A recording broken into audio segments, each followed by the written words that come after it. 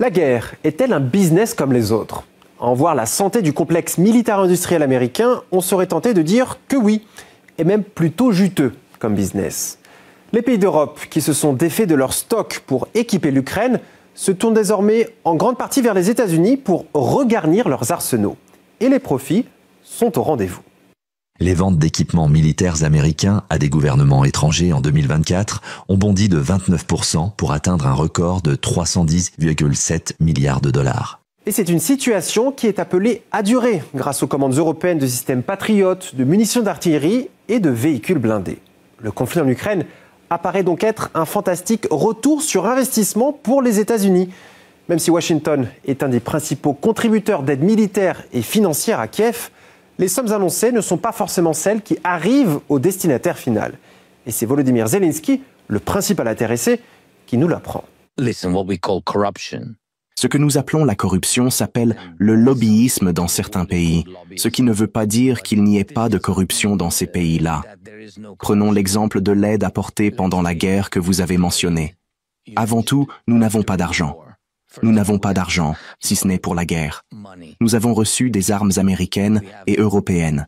Si nous prenons, par exemple, l'argent accordé par les États-Unis pendant toute cette période de la guerre, ce sont quelques 167 milliards de dollars d'aide qui ont été votés et approuvés.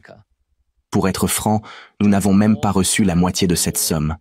Et de fait, la nouvelle administration a décidé de faire le ménage. Et pour mener à bien cette tâche, le nouveau secrétaire d'État américain, Marco Rubio, a annoncé la suspension de toute nouvelle aide aux pays étrangers, à l'exception d'Israël et de l'Égypte.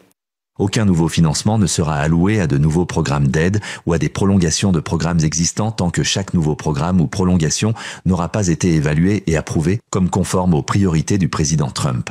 Si cet audit est conduit sérieusement, on risque d'avoir quelques surprises, autant du côté de la main qui donne que de celle qui reçoit.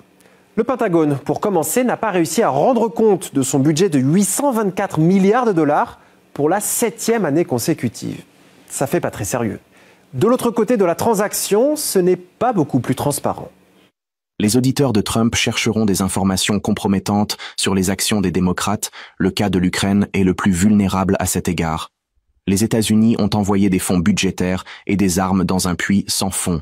On l'a vu, ce conflit permet au complexe militaire-industriel américain de gagner beaucoup d'argent. Quant à l'aide de Washington accordée à Kiev, tout est fait avec une telle opacité qu'il est difficile de s'y retrouver, jusqu'à ce que Donald Trump ait décidé de tirer la situation au clair.